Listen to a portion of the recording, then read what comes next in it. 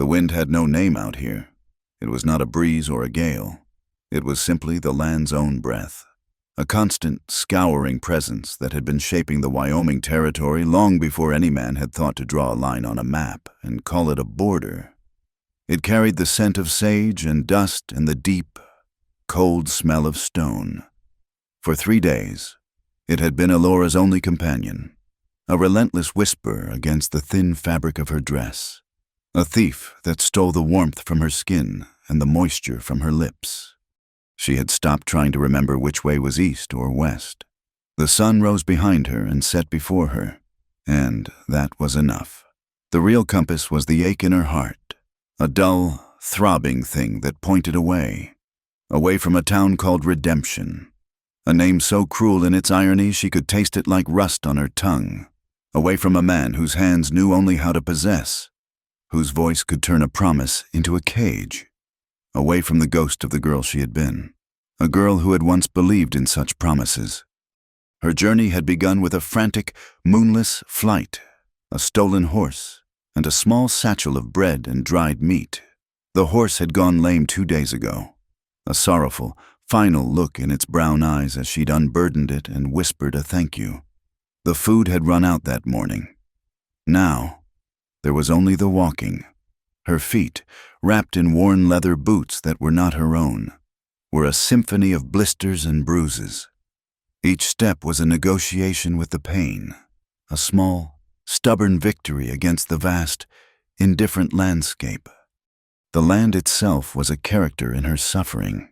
During the day, it was a canvas of muted browns and greens under a sky so immense it felt like a physical weight. The plains rolled on into eternity, broken only by distant, jagged mountains that looked like the teeth of some great beast sleeping just beyond the horizon. There was a terrible beauty to it, a wildness so profound it made her own troubles feel small and fleeting. But it was a beauty that did not care if she lived or died. It offered no shelter, no comfort, only the stark reality of its own existence. As the sun began its descent, painting the sky in violent streaks of orange and purple, the land's indifference sharpened into a palpable threat. The temperature plummeted with a swiftness that felt personal. The wind, her constant companion, grew teeth. It found every tear in her dress, every gap in her thin shawl, and sank its icy fangs into her flesh. The warmth of the day was a fleeting memory, a cruel joke. This was the true nature of the plains, a daytime furnace and a nighttime icebox. Panic, a cold serpent, began to uncoil in her belly. She had walked all day with the dogged determination of the hunted, but now, with the darkness swallowing the last of the light, a more primal fear took hold, the fear of the unseen. The howl of a distant coyote was no longer a lonely cry. It was a hunter's call. The rustle of a bush was no longer the wind. It was something creeping closer. And the cold was the most patient predator of all. It didn't need to rush. It would simply wait for her to stop moving. She wrapped her arms around herself, her body racked with shivers that started deep in her bones and shook their way outward. Her teeth began to chatter, a frantic, uncontrollable rhythm against the vast silence. She was so tired. The thought of simply lying down, of letting the cold earth take her, was a seductive whisper in the back of her mind. It would be so easy. A final, deep sleep. No more running, no more fear, no more remembering. It was then, as she stumbled over a rock, her will crumbling, that she saw it. At first, she thought her eyes were deceiving her, that it was a trick of the dying light or a star that had fallen to earth. A tiny, flickering point of orange, impossibly distant, yet burning with the promise of life. Fire, hope, fierce and desperate, surged through her, a jolt more powerful than any fear. It propelled her forward, lending a strength to her limbs that she hadn't known she possessed. She half ran, half stumbled toward the light, her eyes fixed on it, terrified it would vanish as suddenly as it had appeared. The distance was deceptive in the open country. For what felt like an hour, the light seemed to grow no closer, a taunting ember in the crushing dark. but she could smell it now, the faint, acrid scent of wood smoke on the wind. It was real. As she drew nearer, the single point of light resolved itself into the dancing flames of a campfire. It was nestled in a small hollow, sheltered from the worst of the wind. A figure sat beside it, a man. Her steps slowed. The initial rush of hope was tempered by a lifetime of caution. A lesson learned in the hardest of ways. A fire meant warmth, but a man meant danger. The world was full of men who saw a lone woman as an opportunity, a piece of property without a brand. Her entire flight was a testament to that fact. She sank behind a cluster of sagebrush, her heart hammering against her ribs, a frantic drumbeat of hope against terror. She watched him from the shadows, her breath pluming in the frigid air. He was a large man, his form made immense by the heavy greatcoat draped over his shoulders. A thick, dark beard obscured the lower half of his face, and a battered hat was pulled low. Shadowing his eyes, he sat with an unnatural stillness, one knee drawn up, a tin cup held loosely in one hand. He wasn't looking around or tending the fire. He was simply staring into its depths, as if reading a story only he could see in the twisting flames. A rifle lay on the ground beside him, within easy reach. It was not a comforting sight, but it was an honest one. Out here, a man without a rifle was a fool or a corpse. His horse was picketed nearby, a sturdy-looking roan that occasionally shifted its weight with a soft jingle of tack. The smell of brewing coffee now mingled with the wood smoke, a rich, inviting aroma that made Alora's stomach clench with a painful, hollow ache. She remained hidden, caught in an agonizing paralysis. The wind cut through her shawl as if it were made of lace. Her shivers were no longer just tremors. They were violent convulsions that shook her entire frame. She knew, with a chilling certainty, that she could not survive the night out here. The cold would claim her before dawn. To stay in the darkness was to die. To step into the light was to risk everything else. She thought of the man she had run from. She thought of his face, handsome in a way that hid the cruelty beneath. She thought of his ownership, the casual way he spoke of her as his, as if she were a horse he had bought or a claim he had staked. The man by the fire was an unknown quantity, a shadow defined by a beard and a gun. But the man she'd fled was a known evil, and maybe, just maybe, this stranger was different. Maybe he was just a traveler, a solitary soul seeking the same simple comfort she now craved, the warmth of a fire on a freezing night. It was not a choice between safety and danger. It was a choice between two kinds of danger, the slow, certain death of the cold, or the quick, unknown peril of a stranger. Her body made the decision for her. A particularly violent shiver racked her, so strong it made her gasp. Her chattering teeth felt like they were going to crack. She could no longer feel her fingers or her toes. The cold was winning. Slowly, painfully, she rose to her feet. Her legs felt like wood. She took a step, then another, moving from the absolute blackness into the gray periphery of the firelight. She stopped at the very edge of the illuminated circle, a ghost come in from the plains. She was close enough now to feel a suggestion of warmth on her face, a tantalizing promise that made the cold in the rest of her body feel even more profound. The man did not move. It was impossible to know if he had heard her approach over the crackle of the fire and the moan of the wind. He remained a statue, lost in his contemplation of the flames. Alora stood there, swaying slightly, the last of her strength failing her. She could not speak. Her jaw was locked tight with cold, and her mind was a fog of exhaustion and fear.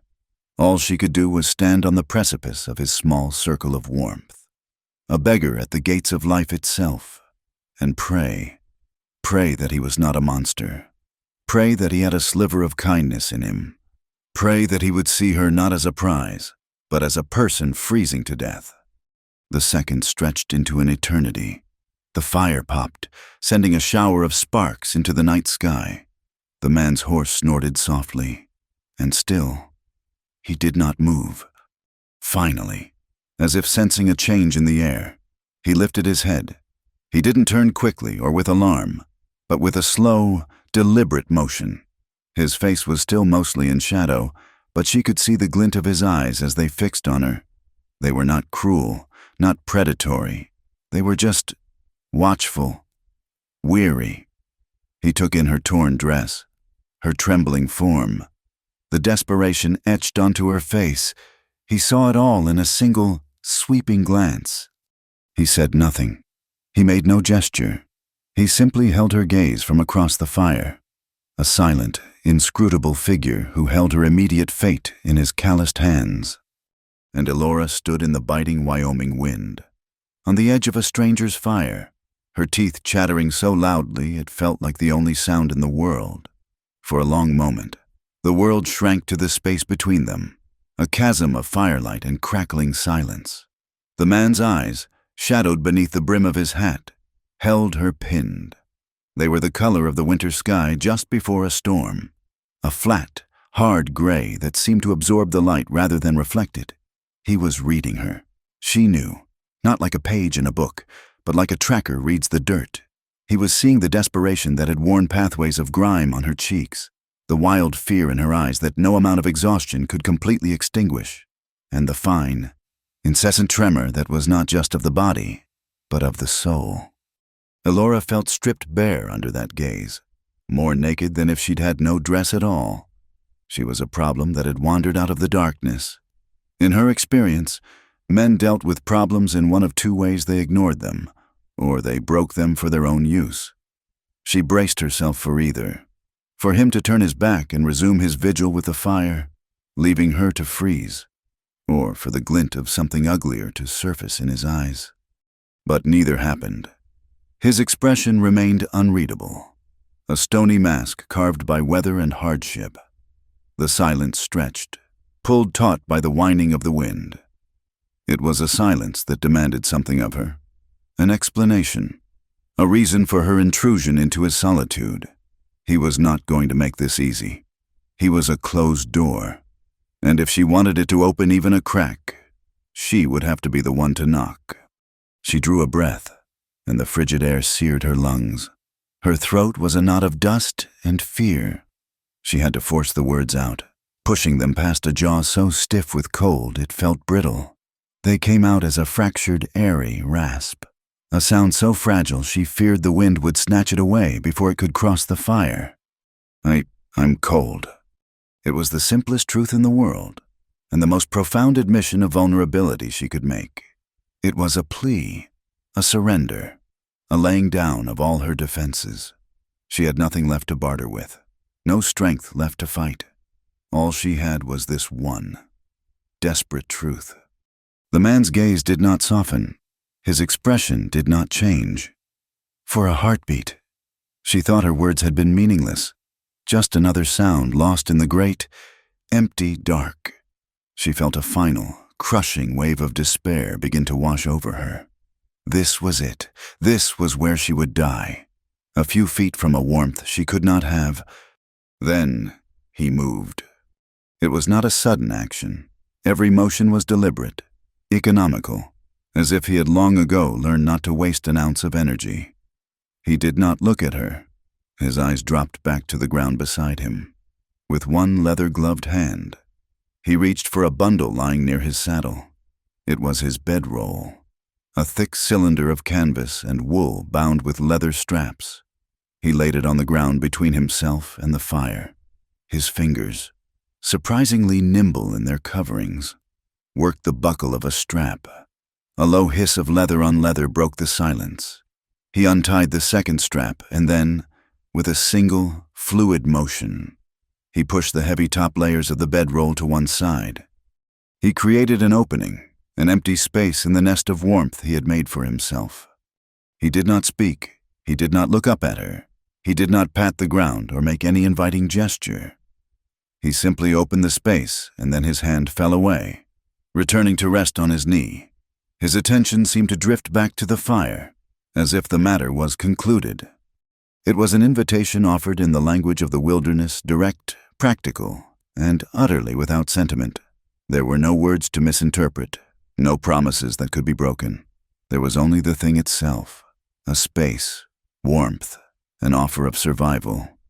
Elora stared at the opening. Her mind, slow and numb with cold, struggled to comprehend the gesture. Men did not offer something for nothing. Every kindness was a hook, every gift a debt. The man she had fled, Silas, had been full of gifts at first. A ribbon for her hair, a plate of hot food, a soft word. Each one had been a thread in the net that had eventually ensnared her. A net of obligation and expectation that had tightened until she could no longer breathe. She looked at the silent man. He was still staring into the fire, his profile a rugged landscape of beard and shadow. What price would he demand for this? When the sun rose, what payment would be due for the warmth of his bedroll? The question was a venomous snake coiling in her gut, a fear more chilling than the wind. To accept his offer was to step into a potential trap, to place herself willingly into the power of another man. But as she stood there, wavering, a gust of wind tore at her, a physical blow that staggered her and drove the cold deep into her marrow. Her body convulsed in a violent, uncontrollable spasm. A low, pathetic moan escaped her lips. The cold was not a potential trap. It was a present and active executioner. The choice was clear. She could die free in the darkness, or she could take a chance on a stranger's mercy. Taking a shuffling, hesitant step, she moved around the fire. Her boots felt like blocks of lead. Every joint screamed in protest. She reached the edge of the bedroll and stopped, her shadow falling over the open space. She could feel the heat radiating from it, a tangible, living thing. It smelled of canvas, of wool, of the faint, clean scent of the man himself, of leather and wood smoke and the dry earth. It was the scent of life. She lowered herself to her knees, her movements clumsy and stiff. For a final, agonizing second, she looked at his back. It was a wall, broad and unmoving. Then, she crawled into the space he had made. The immediate sensation was overwhelming. The thick wool lining, holding the heat from his body, enveloped her. It was a profound, almost painful shock to her frozen skin. It felt like sinking into a bath of hot water, a burning, prickling wave that was both agony and ecstasy. She curled into a tight ball on the very edge of the space, trying to make herself as small as possible, to take up no more room than was absolutely necessary. She kept her back to him, a fragile attempt to maintain some semblance of a barrier between them. She lay there, trembling, every muscle in her body knotted with tension. Waiting. She waited for a hand on her shoulder, for a voice to whisper a demand in her ear, for the other shoe to drop. She waited for the price of this warmth to be named. The man did not move. He did not shift his weight, or turn, or speak. He remained as he was, a silent, breathing statue of warmth just inches from her. The only sound was the crackling fire, the sighing wind, and the frantic pounding of her own heart. Slowly, impossibly, the warmth began to win. It crept through the layers of her thin dress, seeping into her skin, her muscles, her very bones. It was a slow, creeping thaw, a gentle undoing of the icy knots that held her captive. Her shivering, which had been so violent, began to subside, graduating from wrenching spasms to intermittent tremors, and finally, to a faint, lingering quiver. In her attempt to stay on the edge of the bedroll, her body, seeking the source of the life-giving heat, had listed sideways. Her back made contact with his. The touch was electric. Through the layers of their clothing, she could feel the solid, unyielding heat of him. It was not like the passive warmth of the fire. This was the heat of a living being, a steady, powerful furnace. It was a shock, and her first instinct was to flinch away, to recoil from the intimacy of the touch. But she was too weak, too tired, and the warmth was too vital. So she stayed, her back pressed against his. And in that simple, unadorned contact, a strange peace began to settle over her. There was no threat in the touch, It was as practical and impersonal as the opening of the bedroll itself. It was just a shared reality, two bodies against the cold, their combined heat a small fortress against the vast, freezing night. He still had not spoken a single word. He had not moved a muscle. He simply existed beside her, a solid presence in the dark. The tension in her shoulders began to dissolve. The frantic fear in her mind began to quiet. The chattering of her teeth ceased completely. There was only the warmth, the steady, solid feel of his back against hers, the gentle rise and fall of his breathing, a rhythm she could feel more than hear, the soft crackle of the fire, the immense, profound silence of the Wyoming night, a silence no longer filled with terror, but with a fragile, unspoken truce. She closed her eyes, and for the first time in days, the darkness behind her eyelids felt like a reprieve, not a threat. Sleep had not been a conscious decision, but a collapse. It had claimed her utterly, pulling her down into a black, dreamless depth where there was no running, no fear, only the profound, animal comfort of warmth. She woke to a world of gray. The roaring fire of the night before had dwindled to a bed of glowing embers, pulsing with a soft, orange light. The wind had quieted to a low, mournful sigh, and the man was gone. For a panicked second, her heart seized. He had left her, slipped away in the pre-dawn dark and abandoned her to the plains. She pushed herself up on one elbow, the stiff wool of the bedroll scratching against her cheek. But then she saw him. He was not gone, merely standing 20 paces away at the edge of the hollow, a tall, dark silhouette against the first, pale blush of dawn that was beginning to stain the eastern horizon. He stood with his back to her, perfectly still, as if he were a part of the landscape, a sentinel carved from the same ancient rock that littered the plains. She sank back down, a shudder of relief passing through her that had nothing to do with the cold. The warmth he had left behind in the wool and canvas was still palpable, a ghost of his presence that cocooned her. She had survived the night. The simple fact of it was a miracle, a reality so staggering she could barely take it in. She was alive. As the gray light grew stronger, seeping into the world like watered-down milk, it began to reveal the truth of their small camp, details that the dramatic, dancing firelight had concealed. The ground was hard and stony, littered with the tough, low scrub of the high plains. His saddle was old, the leather cracked and dark with use, a testament to countless miles. His rifle, which he had moved to lean against the saddle, was a long-barreled Winchester, its wooden stock worn smooth, its metal parts gleaming with the dull sheen of careful maintenance. Everything he owned spoke of a life pared down to its barest essentials, function over form, survival over comfort. And the light revealed them, too. She looked down at her own hands, clutching the edge of the bedroll. They were chapped and raw, the knuckles scraped, the nails broken and rimmed with dirt, a map of her desperate journey. Instinctively, her hand went to her neck, her fingers brushing against the tender, bruised flesh just below her jawline. Last night, in the merciful dark, they had been a secret ache, but she knew that in the honest morning light, they would be visible, a faint, ugly constellation of shadows beneath her skin, the lingering fingerprints of Silas's rage. She pulled the thin collar of her dress up, a useless gesture of concealment. The man turned then, his survey of the horizon apparently complete.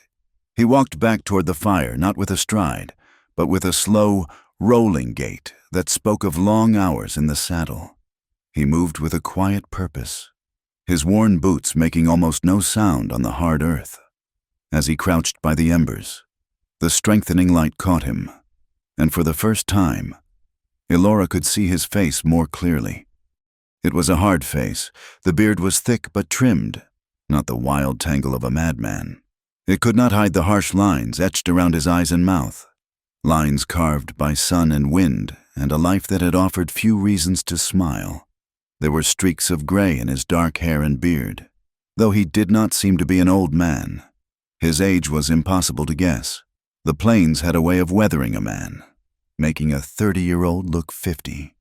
He reached out to nudge the embers, and the light fell across his hands. Elora's breath caught. They were not just the hands of a working man. They were a history of violence and pain. A long, silvery scar ran from the base of his thumb deep into his wrist, the kind of mark left by a knife that had cut to the bone. His knuckles were thick and flattened, the skin stretched taut over old breaks. Fainter, whiter lines crisscrossed the backs of his hands, the ghosts of rope burns and lesser cuts. These were not the hands of a farmer or a simple ranch hand. These were the hands of a man who had fought, for his life, for his property, for reasons she could not begin to imagine. Looking at those hands, she understood the rifle a little better. She understood his stillness. He was a man who knew the world was a dangerous place because he had the scars to prove it. He paid her no mind, seemingly oblivious to her scrutiny. He added a few small, dry sticks to the embers, blowing on them gently until a tiny flame flickered, then caught. He worked with practiced efficiency, his scarred hands surprisingly deft. Soon, a small, clean fire was burning, chasing away the last of the night's chill. He took the tin coffee pot, which was still half full from the night before, and set it on a flat rock near the flames to warm. The silence between them was a physical presence. It was not an empty silence, but one freighted with questions, with the vast, unspoken histories that had brought two strangers to this one small fire in the middle of nowhere. For Elora, silence had always been a prelude to violence. With Silas, a quiet mood was a gathering storm, a warning that his temper was about to break. She found herself holding her breath, waiting for the storm to come, for him to finally turn and demand an accounting of her. But he just went about his tasks. He took a small sack from his saddlebags and measured a coarse, yellow flour into a small, cast-iron skillet. He added a pinch of salt and a little water from his canteen, mixing it with his fingers until it formed a rough dough. The domesticity of the act was so at odds with his formidable appearance, the scarred hands, the watchful eyes, the rifle that Elora found it jarring. She knew she had to say something. To remain a silent lump in his bedroll felt cowardly, like a trespasser trying not to be noticed. She owed him a name. It was the only currency she possessed. She cleared her throat, and the small sound was like a gunshot in the morning stillness. He did not look up, but she saw his shoulders tense slightly, the only sign that he was listening. "My name," she began, her voice still husky from sleep and disuse, "is Elora." The name hung in the air between them. He continued to pat the cornbread dough into the skillet, his movements uninterrupted. He gave no nod, no grunt of acknowledgement. It was as if she had not spoken at all. A flush of shame and fear prickled her skin. Perhaps he did not want to know her name. Perhaps giving it to him had been a mistake, forging a link he had no desire for. A nameless, freezing woman was a problem of logistics. A woman with a name was a person, a complication. She pressed on, driven by a desperate need to bridge the chasm of his silence. "Thank you," she said, the words feeling small and inadequate, for the fire, for the warmth. This time, he stopped. His hand hovered over the skillet for a long second. Then, without turning his head, he gave a short, almost imperceptible nod. It was the barest minimum of a response, but it was something. It was an admission that he had heard her, that her words had registered. He placed the skillet on the hot rocks beside the fire. The rich, comforting smell of baking corn soon filled the air, making Elora's stomach ache with a hunger so sharp it was dizzying. She realized she hadn't eaten anything substantial in nearly 2 days.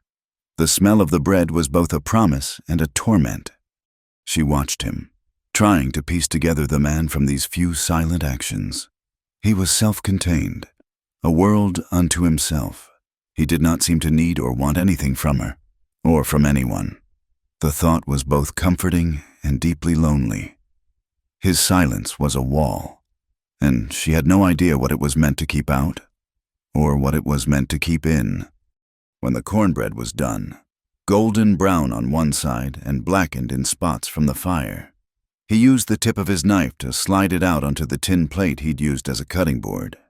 He broke the round loaf in half with his hands. One half he kept for himself, and the other half he pushed across the plate, nudging it with the back of his fingers until it rested a few inches from her.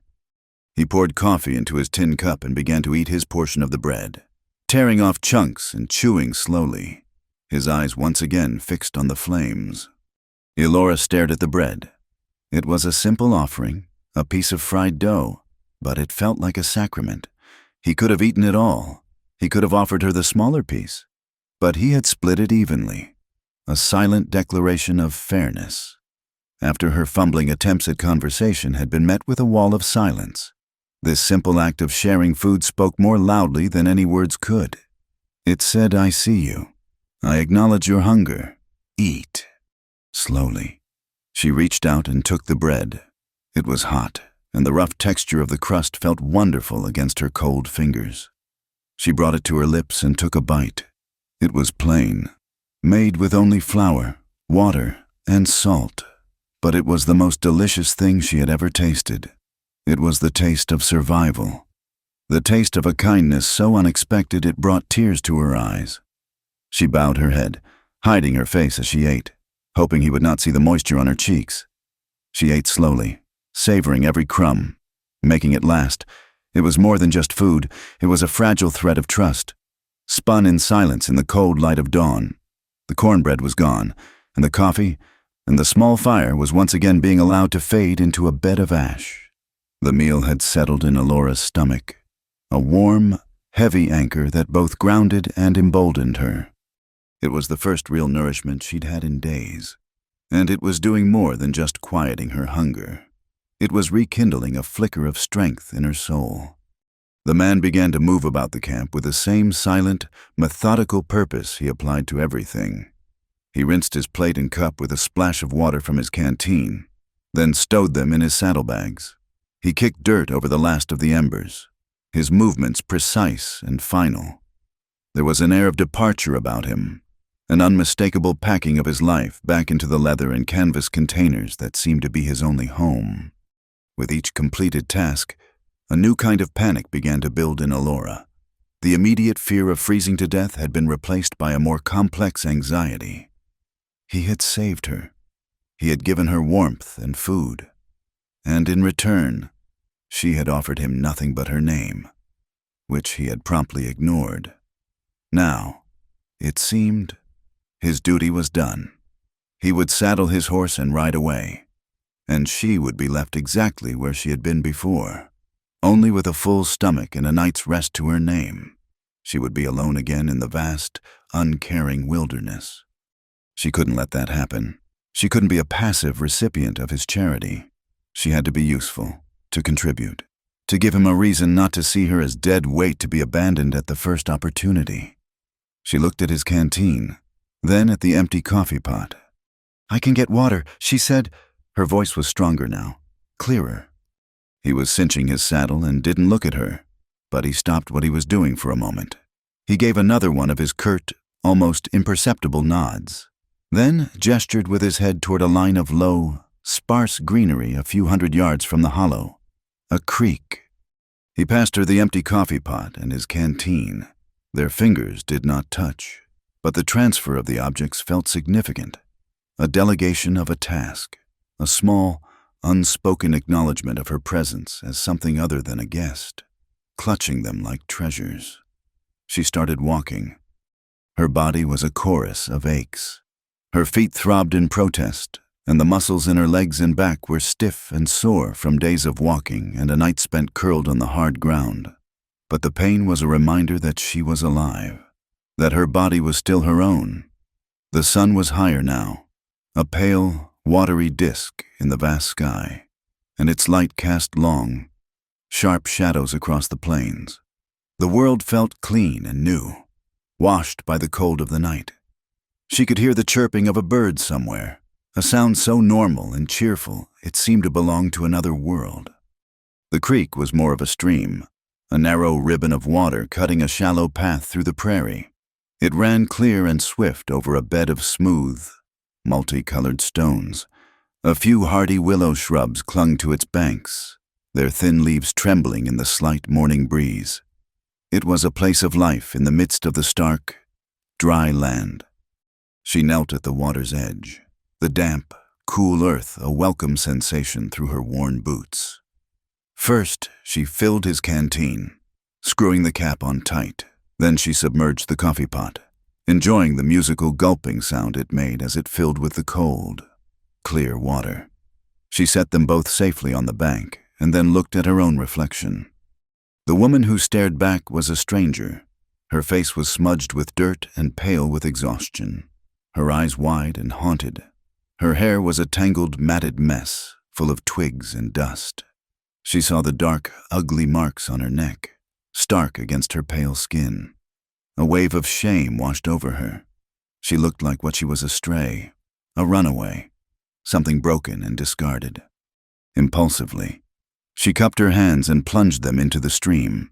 The water was shockingly, breathtakingly cold. It was a clean, sharp pain that made her gasp. But it felt good.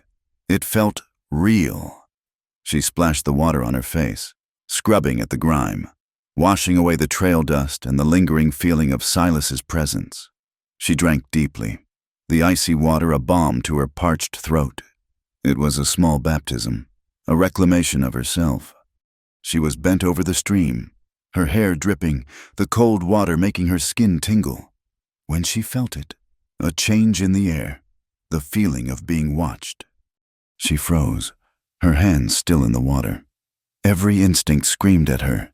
The feeling was horribly familiar, the prickling on the back of her neck, the sudden, breathless tension. It was the feeling she'd had 100 times when Silas's eyes were on her, a feeling of being prey. But when she slowly, cautiously, lifted her head, it was not Silas, it was the silent man.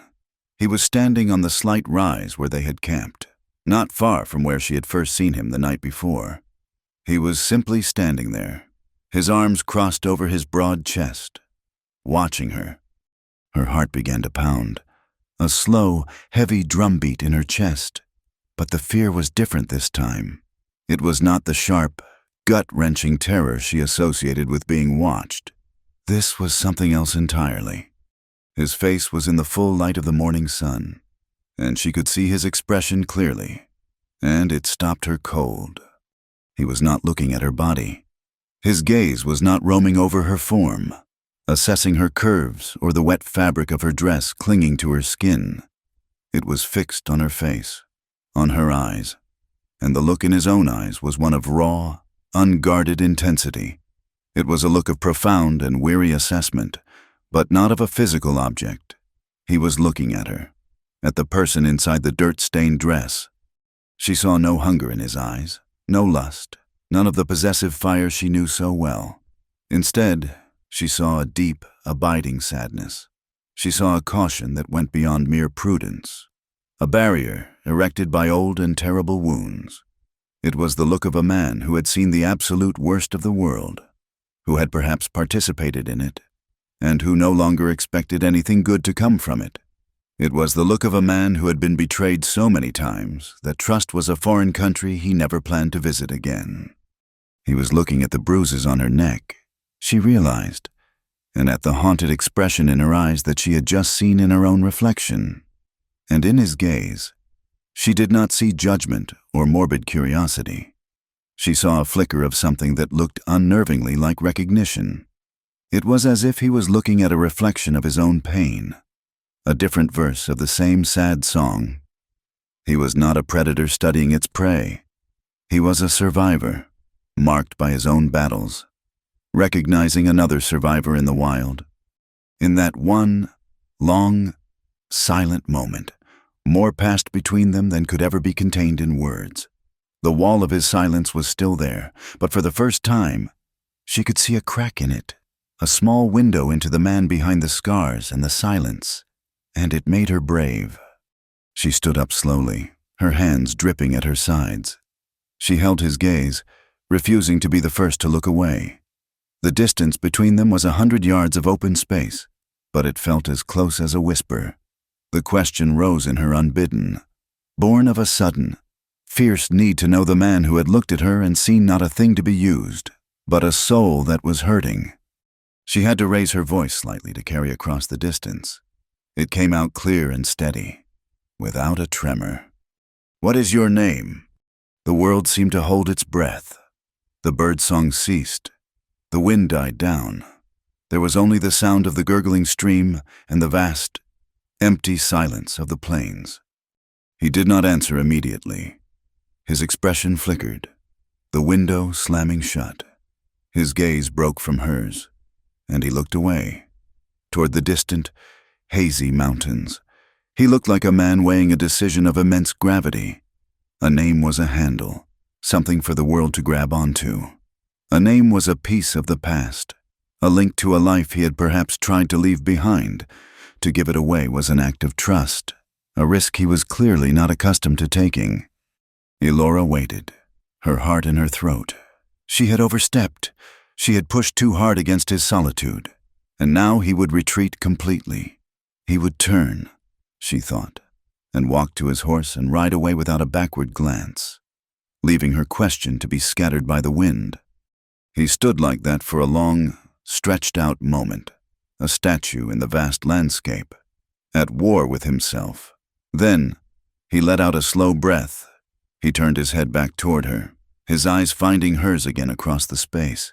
His lips, half hidden by his beard, parted. His voice, when it came, was a low rasp, a sound rough with disuse, as if the words were stones he had to dredge up from a deep, dry well. It was quiet, but in the immense stillness of the morning, it carried to her as clearly as a bell. Reeve. The name settled between them, a solid thing in the vast, empty air. Reeve. It was a name like the man himself, short, hard, and unadorned. It offered no clue to his past, no hint of his origins. But it was a start. It was an anchor. She was no longer sharing a fire with a nameless shadow, but with a man named Reeve. The knowledge changed the texture of the silence, lending it a thin, fragile layer of shared identity. He seemed to regret the offering almost as soon as it was made. He turned away from her, his shoulders set in a line that discouraged any further questions. He retrieved the coffee pot in his canteen, his movements once again brisk and purposeful. The brief moment of connection, of vulnerability, was over. He was back to the business of leaving. Elora walked back to the camp, her mind racing. Reeve. She said the name over and over in her head, testing its weight, its feel. It was a name she would not forget. She watched as he efficiently rolled his bedroll, the thick canvas and wool compressing into a tight cylinder. He worked the leather straps with a familiarity that suggested this was a ritual performed 1,000 times in 1,000 different hollows just like this one. A sense of urgency pulsed from him now. He was ready to be gone, to put this place and, she feared, her, behind him. The fragile hope that had bloomed in her chest when he'd spoken his name began to wither. She was a delay, a complication he had dealt with out of some grudging sense of decency. Now, his decency was satisfied, and the time had come to move on. She knew she couldn't just stand there. She had to do something, anything, to show she was not a burden. She took the nearly dry shawl from her shoulders and began meticulously wiping the grit from the tin plate and her cup, using a corner of the cloth dampened with the last of the creek water. It was a small, almost meaningless task, but it was an action. It was her trying to pull her own weight. Reeve glanced at her, a quick, unreadable flicker of his gray eyes. He saw what she was doing. He didn't acknowledge it, but he also didn't stop her. He turned to his horse, a sturdy roan with intelligent eyes, and began speaking to it in a low, rumbling murmur that was softer than any tone he had used in her presence. He ran a hand down the horse's flank, checking for burrs, his scarred fingers gentle against the animal's hide. The sun had climbed higher, burning off the last of the morning mist and casting the landscape in a harsh, unforgiving light. The plains stretched out in every direction, A rolling sea of pale grass and dark scrub under an achingly blue sky. It was a beautiful and terrible emptiness. A person could get lost out here and never be found, their bones scoured clean by the wind and the sun until they were just another part of the land. It was Reeve who saw it first. He had just finished saddling his horse and was turning to collect his rifle when he froze. It was not a dramatic halt, but a sudden, absolute stillness that was more alarming than any sudden movement. His head was cocked slightly, his gaze fixed on a point far to the west, a point so distant Elora could see nothing but the endless, empty horizon. He stood like a hunting dog on point, every line of his body taut with a focused, silent intensity. Elora's own heart gave a nervous flutter. She followed his gaze, squinting against the bright sunlight. At first, she saw nothing, just the grass and the sky. Then, she saw it, a smudge, a tiny, dark disruption in the clean line where the earth met the sky.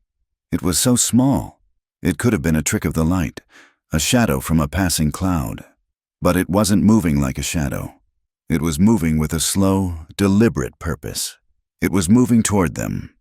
She looked back at Reeve. His face had become a mask of stone, but she saw a muscle twitch in his jaw. His hand, which had been resting on his saddle, moved with liquid slowness to the worn leather grip of the Colt Peacemaker holstered at his hip. His thumb rested lightly on the hammer. The smudge grew, resolving itself. It was a rider, a lone horseman, moving at a steady, ground-eating pace, not a frantic gallop, but the relentless, patient gait of a man who knows exactly where he is going and is certain of what he will find when he gets there. A generic, primal fear began to prickle Elora's skin. Any stranger was a potential threat in this lawless land. But as the figure drew closer, the generic fear began to curdle, to sharpen into something specific and horribly familiar. There was something in the way the man sat his horse, a kind of arrogant, proprietary slump in the saddle. The horse itself, a big, powerful black gelding, a horse she knew. The world began to tilt. The chirping of the birds faded. The sound of the wind was replaced by a roaring in her ears. No, it couldn't be. Not here. Not now. How could he possibly have found her? She had been so careful. She had taken the back trails, avoided the towns, traveled by night. It was impossible. But the rider was closer now, close enough that she could make out the color of his coat a deep blue, too fine for this country. Close enough that she could see the wide brim of his hat, tilted at a jaunty, confident angle. It was him, it was Silas. The name was a brand on her soul, and the sight of him was a physical blow. The air left her lungs in a choked gasp. The canteen she was holding, the one Reeve had entrusted to her, slipped from her nerveless fingers. It hit the stony ground with a hollow, metallic clang that seemed to echo across the entire plain. Her body began to shake, a violent, rattling tremor that had nothing to do with the cold. This was the shudder of a trapped animal, the frantic, helpless trembling of pure terror. Her vision tunneled, the vast landscape shrinking until the only thing she could see was the approaching figure of the man who had owned her, the man who believed he still did. The bruises on her neck throbbed with a phantom pain, a ghostly memory of his hands. Her mind screamed a single, silent word, run. But her feet were rooted to the ground, 2 blocks of ice. There was nowhere to run. The plain offered no cover, no escape. She was as exposed as a rabbit in a field under the shadow of a hawk. In her panic-stricken haze, she had forgotten about Reeve. But now, he moved into the edge of her vision. He had not taken his eyes off the approaching rider, but he must have heard the canteen fall, must have felt the seismic shift of her terror. He took a half-step sideways, a small, almost unconscious movement that placed him more fully between her and Silas. And then he looked at her. He turned his head slowly, and his gray eyes met hers. In that moment, the rider, the horse, the entire world ceased to exist. There was only his gaze. He saw it all. He saw the abject, soul-deep horror in her eyes. He saw the way her hand flew to her neck, a desperate, protective gesture over the mark Silas had left. He saw the truth, the story she had never told. The reason for her flight was laid bare in a single, silent scream of terror. He finally understood what he had only suspected at the creek. He knew who and what she was running from. His face, which had been a mask of cold watchfulness, changed. Something shifted deep in those stormy gray eyes. The weariness was still there. The old pain was still there, but it was forged now with something new. A hard, cold, and absolute resolve. He had seen this kind of fear before. He had seen what men like Silas did to people. He said nothing. He didn't ask her who the man was. He didn't ask her what she wanted him to do. He didn't need to. Her silent plea was louder than any shout. His eyes held hers for one more second. And in that second, he made a promise. It was not a promise of words, but of action. It was a promise that radiated from him like heat from a forge. It said, "The running is over." It said, "This is as far as he comes." Then he turned his gaze back to the rider. His hand, which had been resting on his pistol, moved. There was no hesitation, no wasted motion. It was a single, fluid thought made manifest in action, with a soft, oiled whisper of leather. The Colt peacemaker cleared his holster. The morning sun glinted on the long, blued steel of the barrel. He didn't raise it to aim. He simply held it, the muzzle pointed at the ground, his arm loose and ready at his side. But with his thumb, he reached up and drew the hammer back. Click, click. The sound was small in the vast emptiness of the plains, quieter than the clatter of the fallen canteen. But it was the loudest sound Elora had ever heard. It was a sound of utter finality. It was the sound of a line being drawn in the dirt, a line that Silas would cross at his own peril. Reeves stood before her, a silent, scarred guardian. He was no longer just a man who had offered her warmth. He was a wall. He was a weapon, and his eyes, fixed on the approaching threat, held the cold, unwavering light of a promise that she knew, with a sudden, breathtaking certainty. He would die before he broke. The unspoken vow hung in the air, as clear and sharp as the sound of the cocked hammer. "I will not let him touch you again." The world narrowed to the space between Reeve and the approaching rider. Silas, confident and smiling, reined in his black horse just beyond the effective range of a pistol, a gesture of arrogant caution. The smile on his face was a familiar, chilling thing, a placid surface over a deep well of cruelty. It was the same smile he wore just before his temper broke. "Elora, my dear," he called out, his voice smooth and carrying easily in the still air. He ignored Reeve completely, his eyes fixed on her as if they were the only two people on the plains. "You've led me on quite a chase. This foolish game is over. Come along now. I've brought your things." He gestured with his head back the way he came, and Elora's stomach plummeted as she saw a second horse, a pack mule, trailing behind him. He had come prepared to reclaim her, as one would a stray mare. Elora could not speak. A knot of ice was lodged in her throat. She could only stare, her entire body a single, silent scream. Silas's smile tightened at the edges. His gaze finally shifted to Reeve, dismissing him with a glance. "Friend," he said, the word an insult. "I appreciate you looking after my property, but this is a private matter. Step aside." Reeve did not move. He did not speak. He seemed to have turned to stone, his face unreadable, his eyes fixed on Silas. The only living part of him was the thumb resting on the hammer of his Colt. "Did you hear me?" Silas's voice lost some of its smoothness, taking on a hard, impatient edge. "She belongs to me. I have papers in redemption to prove it. Now, move." Papers. The word was a physical blow. The lie was so audacious, so complete, that it stole the breath from Elora's lungs. He had created a narrative, a legal fiction to sanctify his possession of her, in the eyes of the law, in the eyes of any man who might question him. She was a runaway chattel. She saw a flicker of doubt in Reeve's eyes, and a fresh wave of despair washed over her. He would believe it. Why wouldn't he?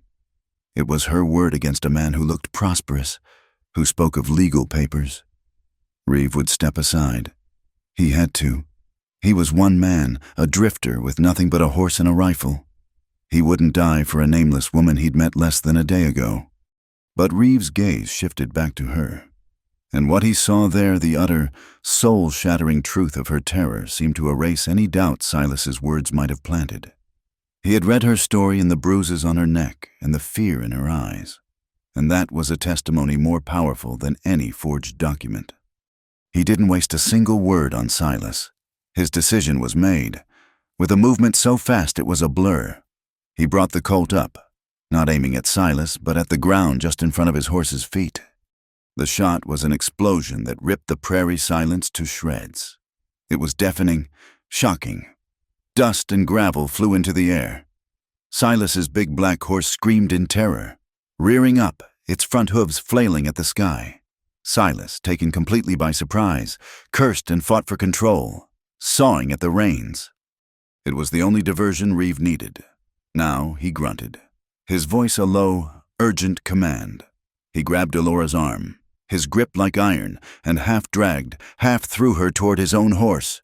The roan, though startled by the gunshot, stood its ground, a testament to its training and its trust in its master. "Get up," Reeve ordered, his hands finding her waist and hoisting her bodily onto the saddle. He followed in a single, fluid motion, swinging up behind her, grabbing the reins, and kicking the horse into a desperate, lunging gallop. Elora clung to the saddle horn, her heart hammering against her ribs. She risked a glance back.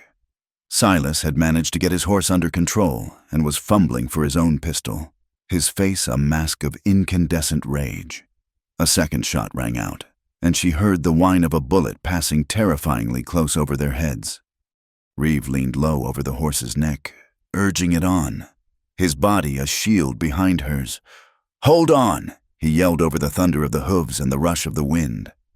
They fled. The world became a blur of brown grass and blue sky. Elora pressed her face against the worn leather of the saddle, her arms wrapped tight, her knuckles white. She could feel the power of the horse beneath them, the straining of its muscles, the frantic, rhythmic pounding of its gallop. Behind her, she could feel the solid, steady presence of Reeve, a wall of warmth and purpose. She was no longer running alone. They rode for what felt like an eternity, pushing the horse to the very limits of its endurance. Reeve did not follow the open plains, but angled toward a series of low, broken hills and rocky outcrops that began to rise from the flatness of the prairie. He was seeking cover, a place where they could not be so easily tracked. The sun beat down on them, hot and relentless. Dust coated their clothes and gritted between their teeth. Finally, as the sun began to dip toward the western horizon, painting the sky in shades of blood, orange, and bruised purple, Reeve slowed the horse to a walk. The animal was lathered in sweat, its sides heaving. They were deep in the Badlands now, a maze of stone and shadow. He guided the horse down a narrow, winding game trail that opened into a small, hidden box canyon. It was a natural fortress, with high rock walls on 3 sides and a narrow, easily defensible entrance. A trickle of water seeped from a crack in the rock face, feeding a small patch of hardy grass.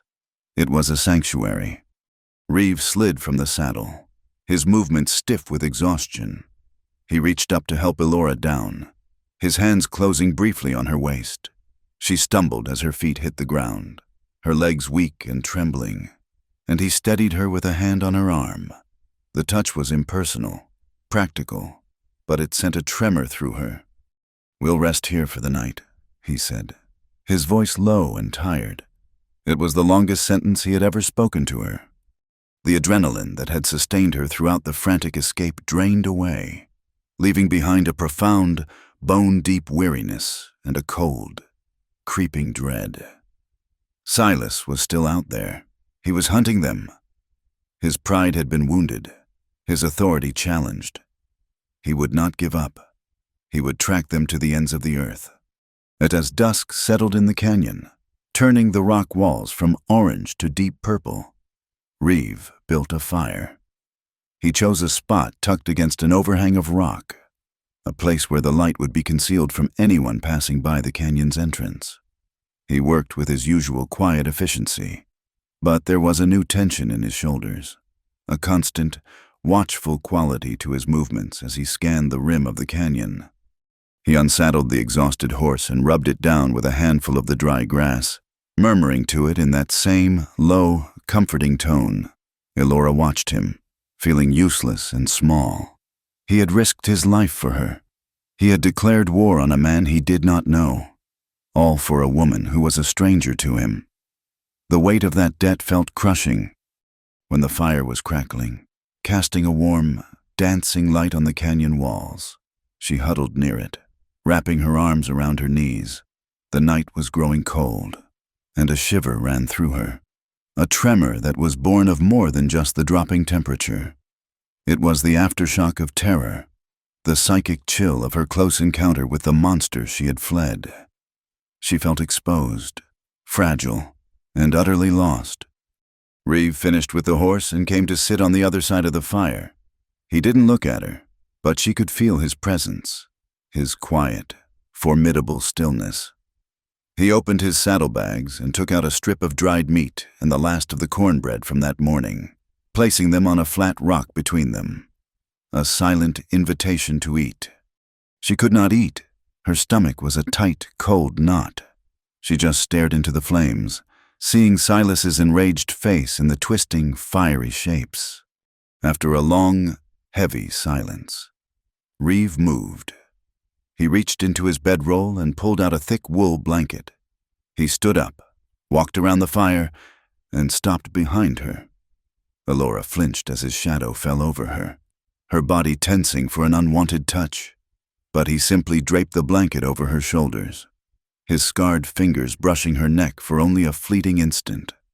The wool was heavy, warm, and smelled of him of leather and smoke and the clean scent of the plains. It felt like a shield. She pulled the blanket tighter around herself, her throat thick with unshed tears. She did not know what to say. "Thank you" felt like a pebble tossed into a canyon, a word too small to measure the depth of what he had done. He returned to his spot by the fire and sat down. He stared into the flames for a long time, the firelight catching the silver in his beard and etching deep shadows into the harsh lines of his face. When he finally spoke, his voice was different, not the rough rasp of a man unused to speech, but a deeper, clearer tone, his real voice. "We'll have to head north," he said, his gaze still fixed on the fire. "It's too open out here. He'll find us come morning. I have a cousin's place, up in the foothills, been abandoned for years.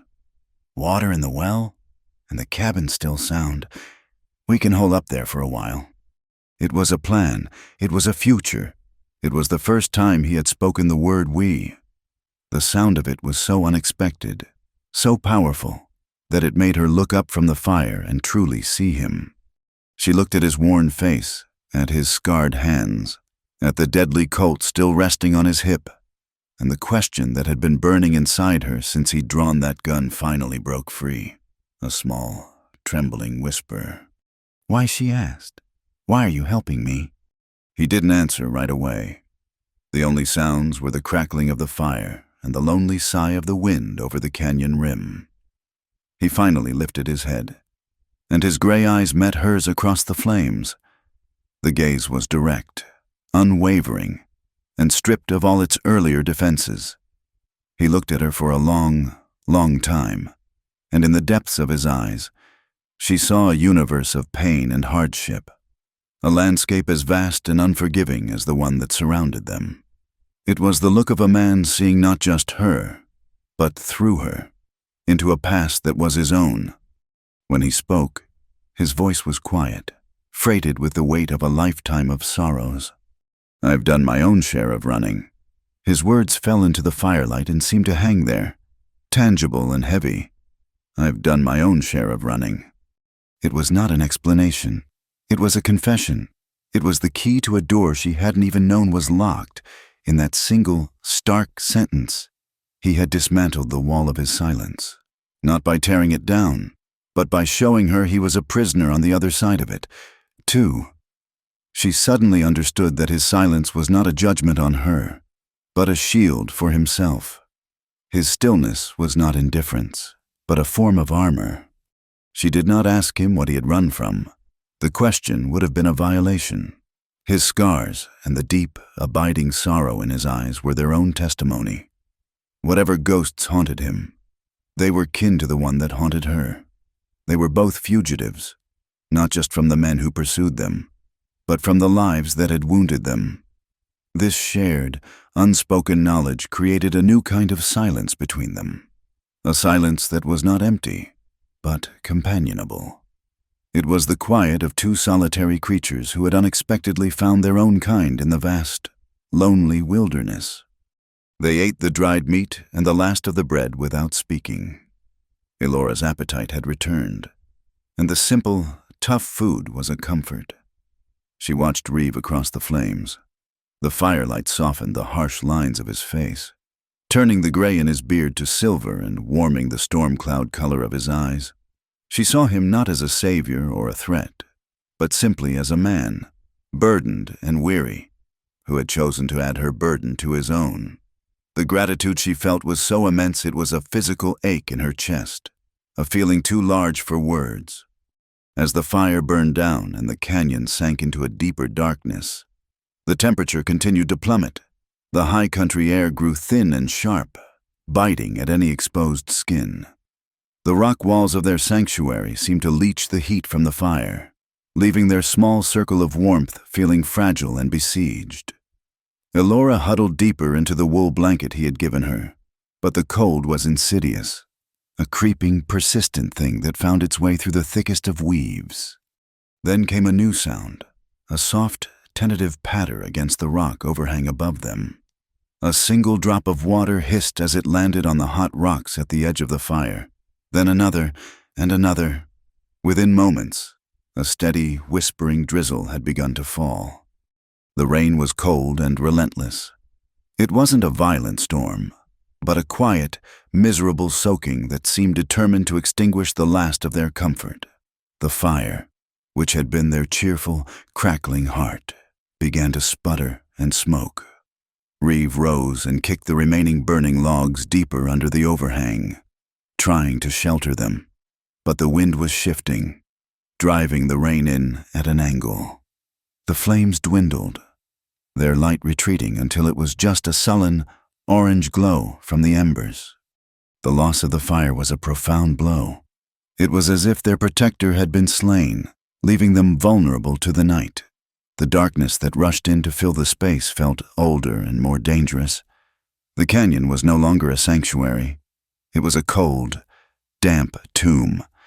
Elora's shivering started again, a low, deep tremor that began in her core and worked its way outward. It was the cold, yes, but it was also the lingering shock of the day's events, the stark, terrifying reality of their situation. Silas was out there, somewhere in this cold, wet darkness, and they were trapped. The blanket was a small comfort, but it was not enough. The damp air wicked the warmth away as soon as her body produced it. Her teeth began to chatter, a faint, clicking rhythm in the quiet dark. She pressed her lips together, trying to still them, ashamed of this new display of weakness after he had done so much for her. But her body would not obey. This time, she did not hesitate. The memory of the previous night, the choice between a certain, freezing death and the uncertain mercy of a stranger was still fresh, but he was no longer a stranger. He was Reeve. He was the man who had drawn a line in the dirt with a bullet and stood between her and the monster. He was the man who ran, too. She looked at his silhouette, a dark, broad shape huddled on the other side of the dying embers. He was staring out into the rain-swept darkness at the canyon's entrance, his rifle now lying across his lap. He was standing watch. Her voice, when she spoke, was a reedy whisper, almost stolen by the sound of the rain. "I'm cold again." He did not turn his head. For a moment, She thought he hadn't heard her, but then he shifted. A slow, deliberate movement. He laid his rifle aside, reached for his bedroll, and dragged it further back, into the driest part of the shelter against the rock wall. Just as he had the night before, he untied the straps. With a push of his hand, he opened the heavy layers of canvas and wool. The space he created was a dark, inviting cave of warmth. Then he looked at her, his face a mask of shadows. He did not need to speak. The invitation was there, plain and simple. Elora stood up, the heavy, damp blanket clutched around her. She moved to the bedroll and hesitated. Last night, she had crawled in and turned her back to him immediately, creating a barrier, a wall of anonymity. But tonight was different. Tonight, his name was known to her, and a piece of his history was known to her. To turn her back now would feel like a rejection, a retreat into the fear he had fought to protect her from. Taking a shallow, trembling breath, she lowered herself into the space. But instead of turning away, she lay on her side, facing him. He settled in beside her, mirroring her, the two of them facing each other in the close. Warm, dark. The space was impossibly small. The last faint glow from the embers cast a soft, ruddy light on their faces, just enough to see by. His body was a furnace, radiating a powerful, life-giving heat that was already beginning to seep into her chilled bones. She could feel the warmth of his breath on her cheek. She was close enough to see the individual silver strands in his beard, to see the way the firelight caught in the weary depths of his gray eyes. He smelled of damp wool, wood smoke, and rain-soaked earth. They lay like that for a long time, in a silence that was more intimate than any conversation. The world outside their small nest of warmth, the cold rain, the dark canyon, the hunting man seemed to fade away. There was only this, the shared space, the shared warmth, the steady, quiet rhythm of his breathing. His eyes were open, and they were fixed on her. He was looking at her with that same intense, assessing gaze he had used at the creek. He was seeing the lingering fear, the exhaustion that was etched so deeply onto her features it felt like a part of her skin. His gaze dropped to her neck, to the place where she knew the bruises were still visible, dark and ugly against her pale skin. Then, slowly, he lifted his scarred hand. Elora's breath caught in her throat. Her entire body went rigid, a lifetime of conditioning screaming at her to flinch, to recoil, to protect herself. Silas's touches had always begun this way, with a slow, deliberate movement that was a prelude to pain or possession. But she did not move. She held herself perfectly still, her eyes locked on his, a silent battle raging within her between the instinct of the past and the hope for the future. His hand was large and calloused, the knuckles flattened, the skin a roadmap of old violence. It should have been terrifying, but as it moved through the small space between them, there was no menace in it, no threat. It moved with a strange, hesitant gentleness. His fingers, warm and rough, came to rest on her shoulder, just at the edge of her collar. The touch was light, almost tentative. It was not the hand of a man taking something, but of a man examining something fragile and broken. His thumb brushed softly against her skin, near the edge of the deepest bruise, a feather-light touch that was more question than caress. It was as if he were checking a wound, his touch a silent inquiry. "Does this hurt?" And she did not pull away. The screaming in her mind went silent. The tension in her body dissolved under the simple, unassuming warmth of his hand. It was the first touch she had received from a man in years that was not meant to claim, to control, or to hurt. It was a touch of pure, unadorned empathy, and it undid her. A single tear escaped the corner of her eye and traced a hot path through the grime on her cheek. The fragile dam of her control broke, and all the fear, the pain, and the desperate, aching loneliness of her life came welling up. Her voice, when she spoke, was a choked, broken whisper, a sound so raw with pain it was almost unrecognizable. I don't know who I can trust anymore." She paused, the words catching in her throat as another tear followed the first. She looked into his steady, patient eyes and found not pity, but a deep, quiet understanding. And in that understanding, she found the strength to say the rest. "But I want to trust you." The words were a fragile offering, a piece of her broken soul laid bare in the warm darkness. It was the biggest risk she had ever taken, more terrifying than fleeing in the night, more dangerous than facing Silas's gun. It was an act of faith in a world that had given her no reason to have any. Reeves' expression did not change. He did not offer platitudes or promises. He simply held her gaze, but she felt the warmth of his hand on her shoulder deepen slightly, his fingers curling just enough to convey a sense of steadfastness, of solid presence. He did not pull away. He did not move. He simply stayed. And in his stillness, in the unwavering acceptance in his eyes, he gave her his answer. Sleep, when it finally came, was a fitful, shallow thing, haunted by the sound of rain and the echo of his confession. Elora woke not to a gentle dawn, but to the sharp, immediate awareness of Reeves' absence from the bedroll. The warmth was gone, and the space beside her was cold. For a heart-stopping moment, she thought Silas had come in the night, that she was alone. But then she heard a soft metallic click from the mouth of the canyon. She sat up, pulling the blanket around her shoulders. The rain had stopped. The world was washed clean, the air sharp and cold, smelling of wet rock and sage. The sky was a high, pale gray, the color of a bird's egg. Reeve was where he had been when she'd fallen asleep.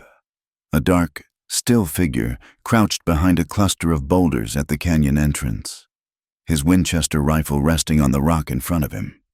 He was a sentinel, and it was clear from the rigid set of his shoulders that he had not slept at all. He had kept watch. For her. A fragile peace settled in her heart. For the first time since she had fled redemption, she had not woken up in a state of pure terror. Fear was still there, a cold stone in her belly, but it was overlaid with something new, something warm and tentative. Trust. She wanted to trust him. She rose quietly, folding the wool blanket and placing it on the bedroll. The embers of their fire were a black, sodden mess. There would be no coffee this morning, no cornbread. There was only the waiting. She walked toward him, her footsteps soft on the damp ground. He heard her approach but did not turn, his attention utterly fixed on the open country beyond their shelter. "Did you see anything?" she whispered, stopping a few feet behind him. "Sky's been empty," he murmured, his voice a low rumble. "But that don't mean the ground is—" He gestured with his chin. "He'll have picked up our trail by now. The rain will have softened it. But a man like that, a man with a purpose, he'll find it." The casual certainty in his voice sent a fresh shiver of dread down her spine. He spoke of Silas not as a man, but as a force of nature, a predator whose instincts could not be denied. "What will we do?" she asked, her voice barely audible.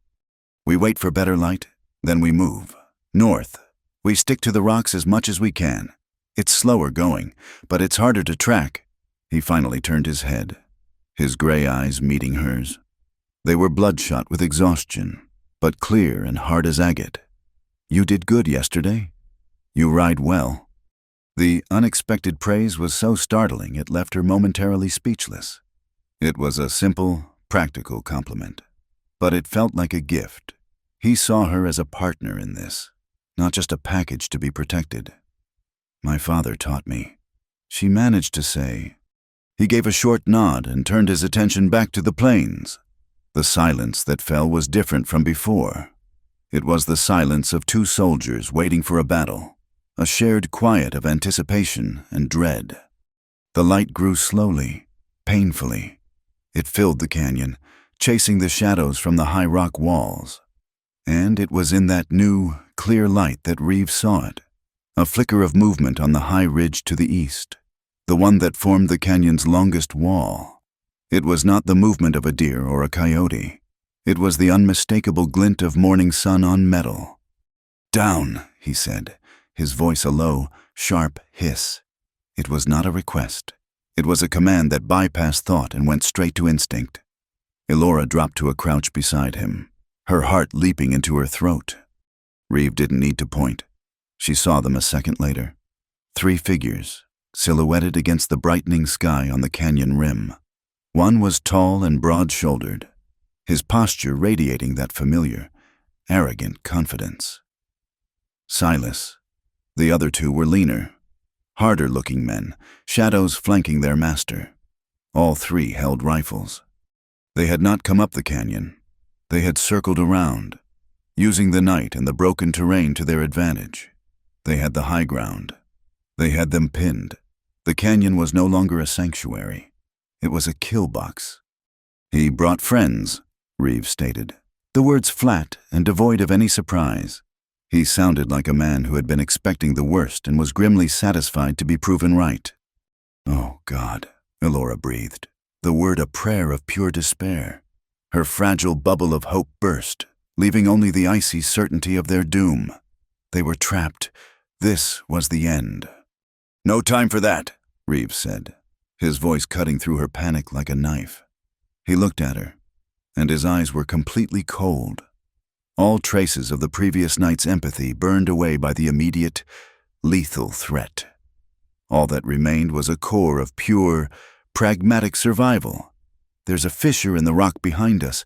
See it beside that patch of seepweed." She looked. It was a narrow, dark split in the canyon wall, barely wide enough for a person to squeeze into. "Get in there. Stay down. Do not make a sound. Do not come out, no matter what you hear. Understand?" She could only nod, her throat too tight to speak. "Go! Now!" She scrambled backward on her hands and knees, the sharp stones digging into her palms. She squeezed into the fissure, the cold, damp rock pressing in on her from both sides. It was dark and smelled of wet earth and decay. It felt like a grave. From her hiding place, she had a narrow, angled view of the canyon mouth and of Reeve's back as he settled himself more firmly behind the boulders. He was impossibly, terrifyingly calm. He laid his Winchester on the rock, checked the action, and then drew his Colt, placing it on the ground beside his right hand. He was preparing for war. A voice echoed from the rim above, amplified by the canyon walls. It was Silas, and his tone was full of mocking triumph. "Reeve, is that your name? My friends in the last town were quite talkative. Seems you have a reputation. A man with a fast gun and a habit of running. Well, the running is over." Reeve did not answer. He remained as still as the rocks around him. "I'll make this simple," Silas shouted. "Send out the girl, send out Elora, and we'll let you ride away. You have my word as a gentleman." The word "a gentleman" was so obscene in this context that Elora felt a surge of bile in her throat. Reeve's reply, when it came, was not shouted. It was a low, clear statement that seemed to carry all the weight of the rocks themselves. "You'll get nothing here but a grave." There was a moment of absolute silence, and then the world erupted in a cataclysm of sound and violence. The first shot came from above, the crack of a rifle sharp and deadly. A chip of stone exploded from the boulder in front of Reeve, stinging his cheek with fragments. He didn't flinch. He returned fire, his own Winchester booming in the enclosed space, the sound a physical blow.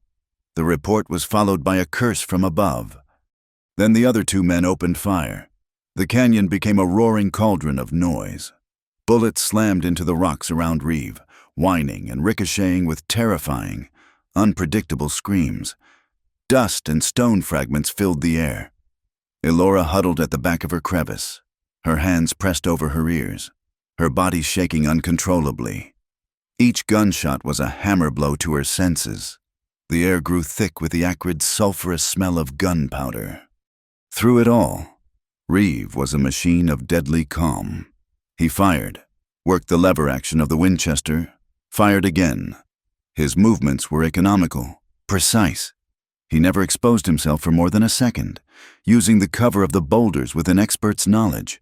He was not fighting a panicked battle for survival. He was working a deadly mathematical problem. But there were 3 of them. The volume of fire was overwhelming. For every shot Reeve fired, 3 came back in reply. They had him pinned down, their positions on the rim giving them superior angles. Then Elora heard a sound that was different from the sharp crack of the rifles. It was a wet, heavy thud, followed by a low, guttural grunt of pain. She peered from her hiding place, her heart stopping. Reeve had staggered back from the boulder. His left hand clutched to his right shoulder. A dark, wet stain was spreading rapidly across the coarse fabric of his shirt. He'd been hit. He stumbled but didn't fall, catching himself against the rock wall, his face a tight, gray mask of agony. The firing from above intensified, sensing a victory. Bullets hammered the rock around him, chipping away at his cover, trying to finish him. He pushed himself off the wall, his jaw clenched so tight the muscles stood out like ropes. He was breathing in harsh, ragged gasps. He tried to lift the Winchester with one hand, but the heavy rifle was too much. It wavered in his grip. He needed 2 hands to fight, and one of them was useless. He was going to die. He was going to die here, in this canyon, bleeding in the dirt. All because of her. The thought was a shard of ice in her soul. He fumbled for the Colt on the ground beside him, his movements slow and clumsy now. He raised it and fired a shot toward the rim, forcing the men to duck back for a precious second. In that moment, he looked toward her hiding place. His eyes found hers, and in them, she saw not fear, but a desperate, burning urgency. The rifle, he gasped, the words torn from him. "Shells! In my belt! Help me!" For a second, she was paralyzed, frozen by a terror so profound it felt like death itself. To leave the relative safety of her crevice was to enter that storm of ricocheting lead, but to stay was to watch him die. The choice was no choice at all. Her promise from the night before echoed in her mind.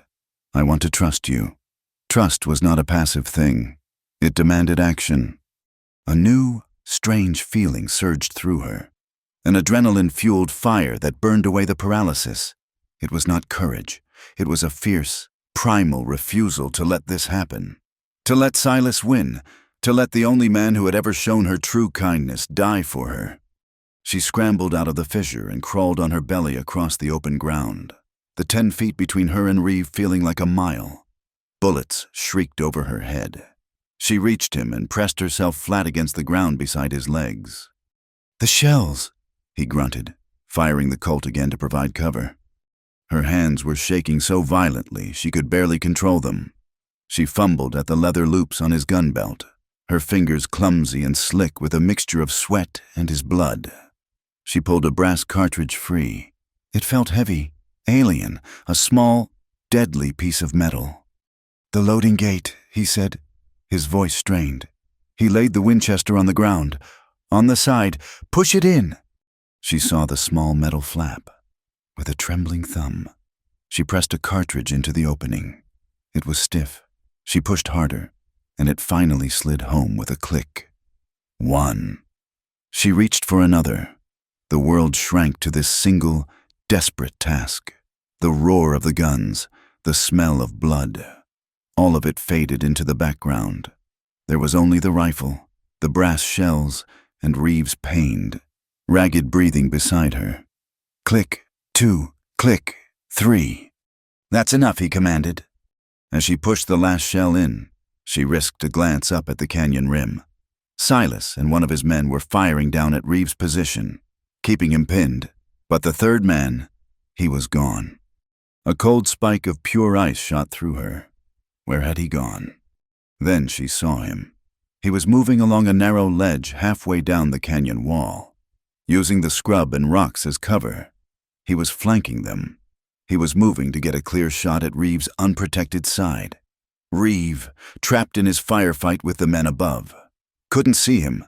In 10 seconds, the man would be in position. Reeve would be dead. There was no time to shout a warning. No time to think. There was only time to act. Reeve's Colt lay on the ground, 2 feet from her hand. He had just fired it. She knew it was loaded. Without a conscious thought, Her hand shot out and grabbed it. The gun was shockingly heavy, a solid, cold weight of wood and steel. She had never fired a gun in her life. Silas had never allowed her to touch one. A weapon meant power, and he was the only one allowed to have it. She pushed herself up to her knees, raising the heavy pistol with both hands, her arms shaking from the strain. She saw the man on the ledge. He had stopped. He had seen her. He was raising his own rifle, a cruel, triumphant smirk on his face. He saw an easy target, a terrified woman with a gun she didn't know how to use. Time seemed to slow down. She saw the dark, round opening of his rifle barrel. She saw the coldness in his eyes, and in that frozen moment, all she could see was Reeves' blood on her hands. All she could feel was the memory of Silas's grip on her neck. A lifetime of fear and rage and helplessness coalesced into a single, white-hot point. She squeezed the trigger. The explosion was a physical blow, a deafening, violent roar that seemed to happen inside her own head. The Colt bucked in her hands with a brutal, shocking force, slamming her backward. The recoil sent a lance of pain through her wrists and upper arms. Acrid smoke filled her nose and mouth, making her choke. She had no idea if she had hit him. She had closed her eyes in the final second. But when the ringing in her ears subsided enough for her to hear again, she heard a strangled cry from the ledge, followed by the heavy, sickening sound of a body tumbling through brush and hitting the canyon floor. The firing from above stopped abruptly, in the sudden, ringing silence. Elora stared at the still figure on the ground below the ledge. She stared at the heavy Colt pistol still clutched in her trembling hands. She stared at the wisp of smoke curling from its barrel. A wave of nausea and a profound, bone-deep shock washed over her. She had just taken a human life. From beside her, she heard Reeve let out a long, ragged breath. He looked from the body on the ground to the pistol in her hand, and then to her face. His eyes, clouded with pain, were wide with a kind of stunned, grim amazement. He had told her to hide. He had told her to be silent, but she had done more. She had just saved his life. The ringing silence in the canyon was more terrifying than the noise of the gunfight. It was a vacuum, filled only by the ragged sound of Elora's own breathing and the sight of the still form lying on the canyon floor. The heavy Colt was a leaden weight in her hand, an anchor pulling her down into a sea of shock and nausea. She had done that. Her finger had pulled the trigger. A man was dead because of her. "Elora!" Reeves' voice cut through the fog. It was strained, tight with pain, but it was a lifeline. She looked at him. He had pushed himself into a sitting position against the boulder, his face pale and beaded with sweat, his shirt soaked through with a terrifying amount of blood. But he was alive. From the rim above, a single, enraged shout echoed down. "You'll pay for that, both of you." It was Silas. "We have to go," Reeve grunted, forcing himself to his feet with a groan of pure agony. "Now, before he gets it in his head to come down." The remaining man on the rim fired a single parting shot that went wide, a punctuation of pure rage, and then they were gone. The threat had retreated, but it had not vanished. It was a poison that had seeped into the very rocks of this place. The next few hours were a nightmarish blur. Reeve, moving with a stiff, pain-racked determination, got the saddle on his horse. Every movement cost him. His jaw clenched, his breath hissing between his teeth. He couldn't lift his right arm at all. Elora, numb and moving like a sleepwalker, did what she could. She picked up the fallen man's rifle and canteen. She packed their few meager belongings. She avoided looking at the body. Getting Reeve onto his horse was a grueling ordeal. He leaned heavily on her, his sheer size and weight almost too much for her to bear. His breath was hot and ragged against her ear. Finally, he was up, slumping forward in the saddle, his good arm braced against the horse's neck. She mounted behind him, her arms going around his waist to hold him steady, her cheek pressed against the solid, warm muscle of his back. She could feel the tremors of pain that racked his body with every step the horse took. Their journey north was a slow, agonizing trek through hell. They traveled for days, sticking to the broken, rocky foothills where a horse left less of a trail. The flight from Silas had been a frantic burst of adrenaline. This was a protracted study in misery. Reeves' wound festered. He was consumed by a fever that left him alternating between shivering chills and burning heat. Sometimes he was lucid, his voice a low rasp directing her, telling her to look for a certain kind of rock formation, to follow a dry wash. Other times, he was delirious, muttering names she didn't know, his words a tangled, painful litany from a past he kept locked away. During those times, she was the one in charge. The girl who had been a terrified fugitive was now a guide, a nurse, a protector. She led the horse, her eyes constantly scanning their back trail. She found water. She used a piece of her own petticoat, ripped into strips, to clean and rebind his wound as best she could. It was a raw, ugly thing, the flesh around it swollen and hot to the touch. He would cry out in his delirium as she tended to it, and the sound would tear at her heart. But she did not stop. She was fighting for his life with the same desperate intensity he had used to fight for hers. In the long, cold nights, huddled by a tiny, smokeless fire, the reality of what she had done in the canyon would come for her. She would see the man's surprised face, the cruel smirk dissolving into shock. She would feel the brutal kick of the Colt in her hands. She would wake from nightmares with a silent scream caught in her throat, her body drenched in a cold sweat.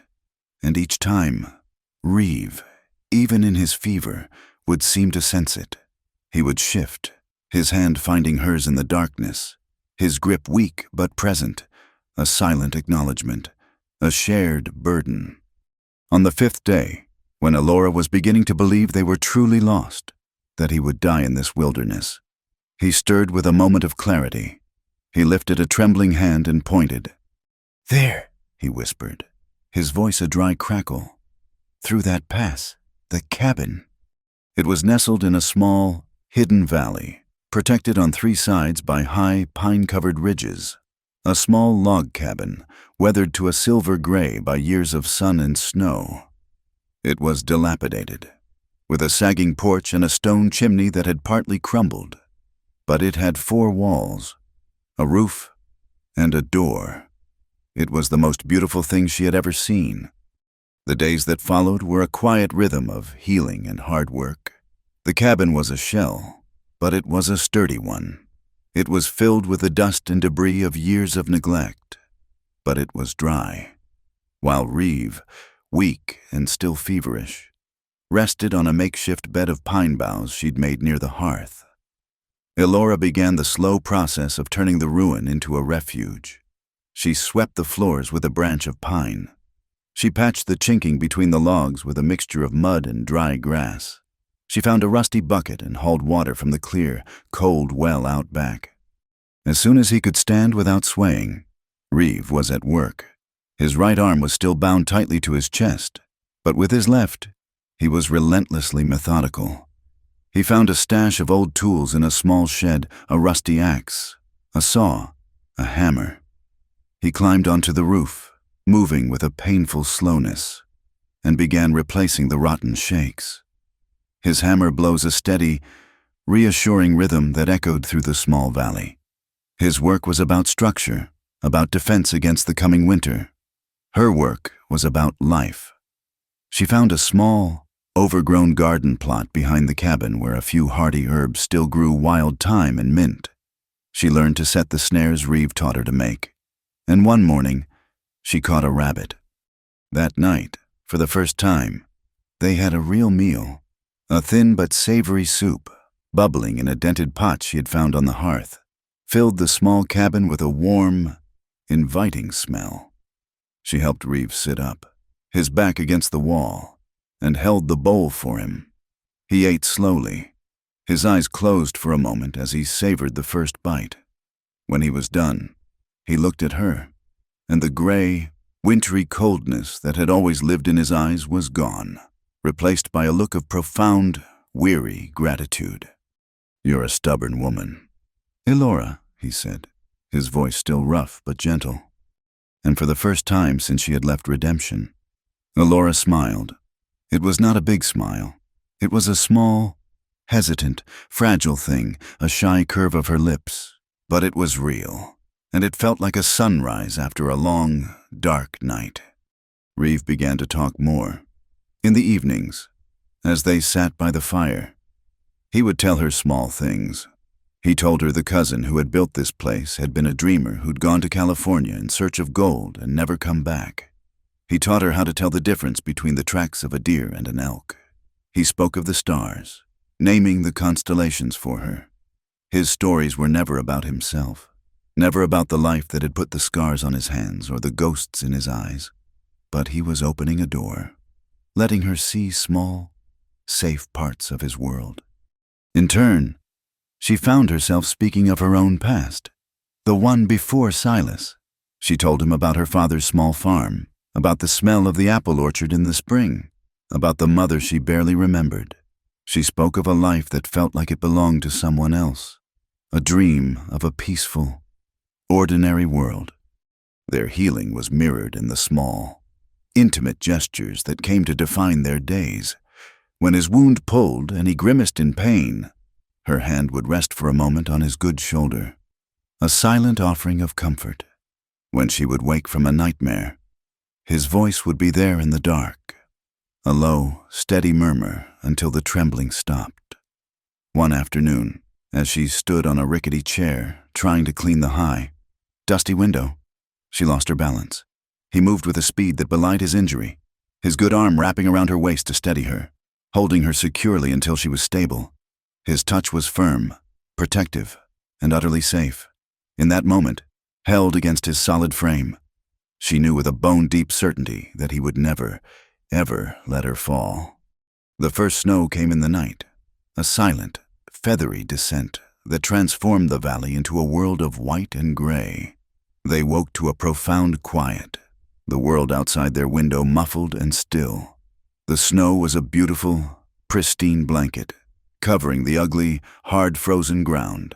It cut them off from the world, erasing their tracks, hiding them from any searching eyes. It was a gift, a promise of safety.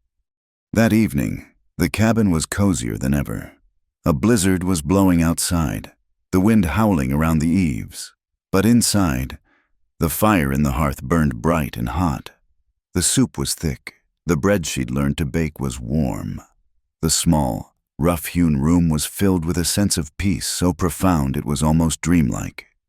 They sat together on the pine bough bed, a thick blanket shared over their shoulders, watching the hypnotic dance of the flames, the shared warmth, the silence of the snowbound world, created an intimacy deeper than any touch. After a long, comfortable quiet, Elora leaned her head against his good shoulder. He did not stiffen. He did not move away. He simply accepted the weight of her, a solid, steadfast presence in the stormy night. She thought of all the nights of her life, the lonely, fearful nights in her father's house after he had died, the terrifying, violent nights with Silas, where sleep was a battlefield she always lost, the cold, desperate nights on the run, the watchful, tense nights with Reeve. But this night was different. Her voice, when she spoke, was a whisper, a sound meant only for him, almost lost in the crackle of the fire and the howl of the wind.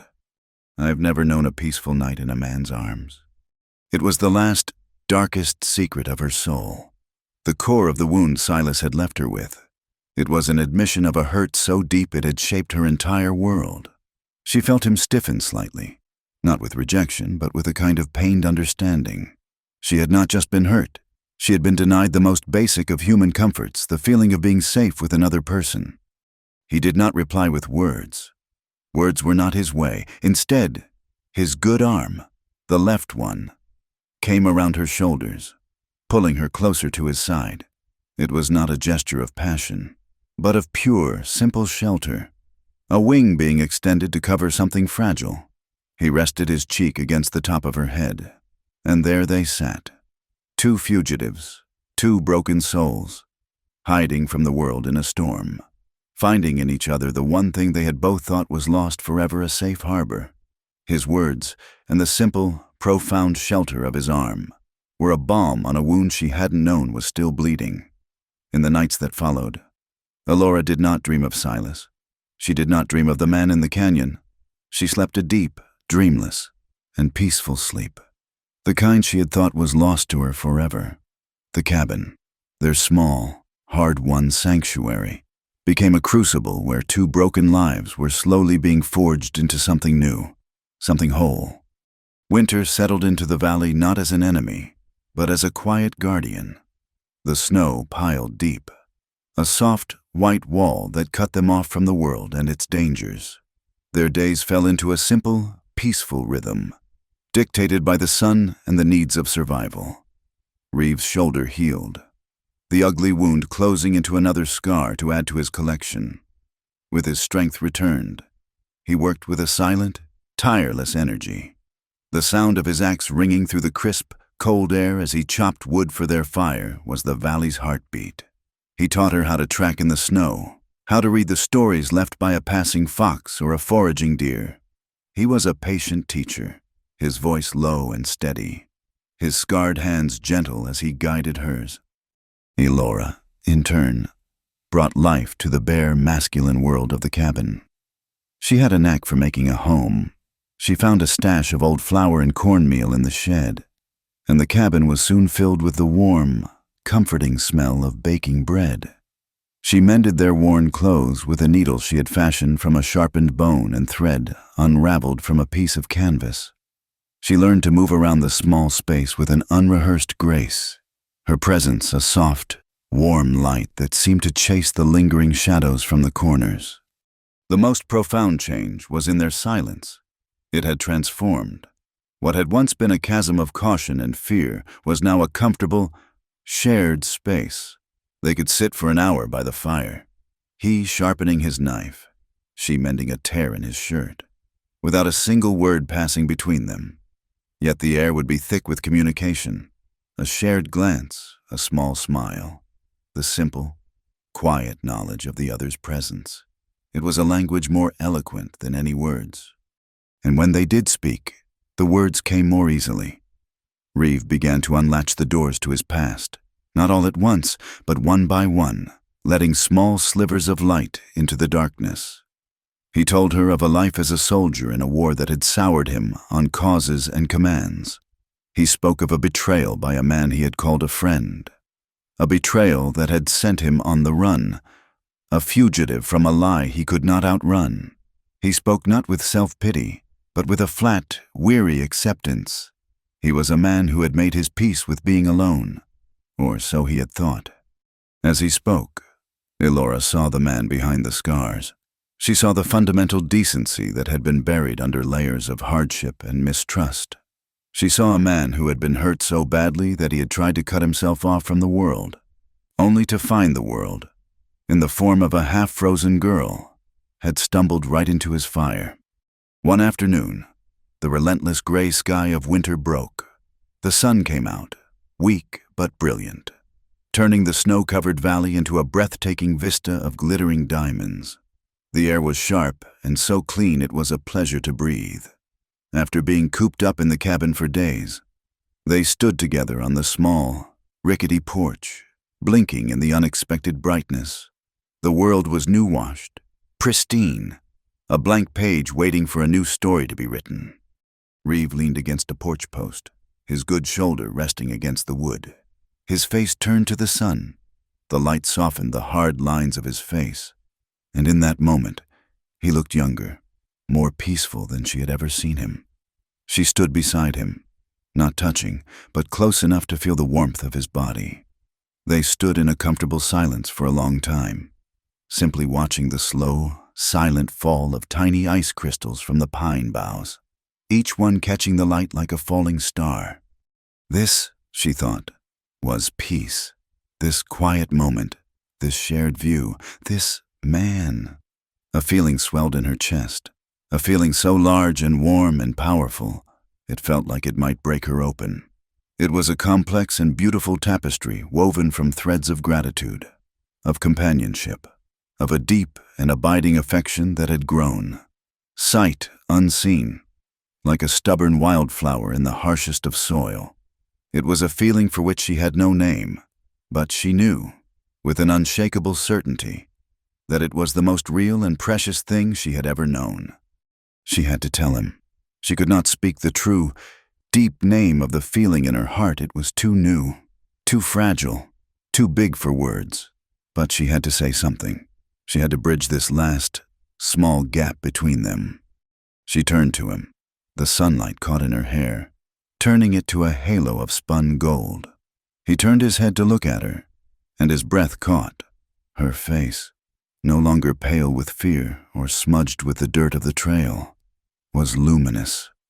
Her eyes, clear and bright, were fixed on his, and in their depths, he saw not the haunted, desperate girl he had found by his fire, but a woman, strong and whole and shining with a quiet, radiant light. Her lips parted, and she spoke, her voice a soft, breathy whisper that was for him alone. "I'm cold." The words were the same ones she had spoken on that first, desperate night, a plea for survival. But the meaning was a world away. This was not a statement of physical discomfort. This was an invitation.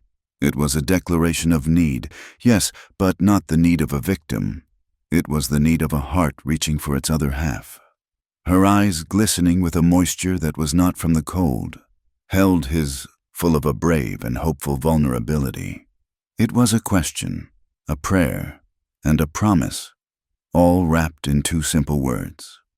Reeves' face, which had been relaxed and peaceful in the sun, became a mask of profound, unreadable emotion.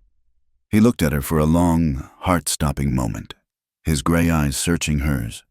He saw the truth of her offer, the depth of her trust, the quiet, steady strength that had brought her back from the brink. He said nothing. He was a man of action, and his answer would be an action.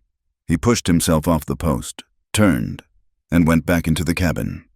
Elora's heart hammered against her ribs. She waited, her breath held tight in her chest.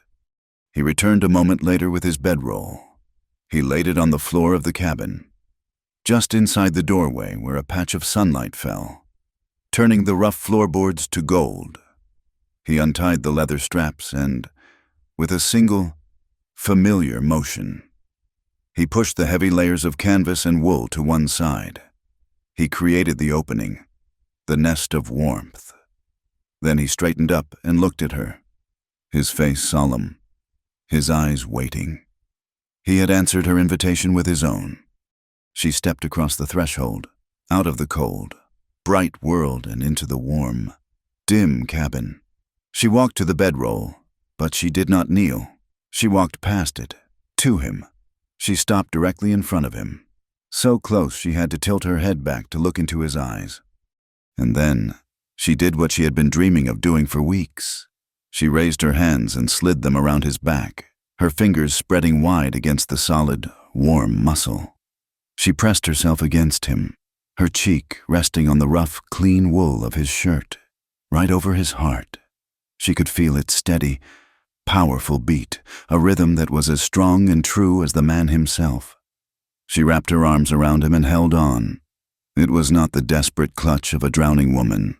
It was the sure, quiet embrace of a woman who had finally come home. For a long moment, Reeves stood perfectly still, as if he were a man made of stone, afraid that the slightest movement would shatter this fragile, miraculous moment. He had been alone for so long, had wrapped himself in a solitude so complete, that this simple, profound act of trust was almost more than he could bear. Then, slowly, as if waking from a long dream, his arms came up, his scarred, calloused hands settled on her back, one between her shoulder blades, the other at the small of her back. The touch was infinitely gentle, infinitely reverent. He pulled her closer, until there was no space left between them, and he lowered his head until his forehead rested against her hair. She felt the rumble in his chest before she heard the words. His voice, when he spoke, was a low, rough whisper, a vow spoken not just to her, but to the ghosts of both their pasts. No one will ever make you afraid again. He held her like that for a long time. Two solitary figures finally at rest, their separate, painful journeys ending in this one. Quiet embrace. Later, they lay side by side in the bedroll, not touching, but close, their shoulders a breath apart. The fire in the hearth burned with a steady, ruby-red glow, filling the small room with a deep and abiding warmth. Outside, the sun had set, and a soft, gentle snow had begun to fall once more. A silent, white benediction from the vast, quiet sky, covering the roof of the small cabin, blanketing their little world in a profound and perfect peace. Thank you so much for listening to our story. If you enjoyed it, please let us know in the comments where in the world you're listening from. We'd love to share our thoughts together. Please subscribe to our channel, Wild West Stories 1850, like the video, and give it an extra boost by hitting the hype button so this story can be heard by more people.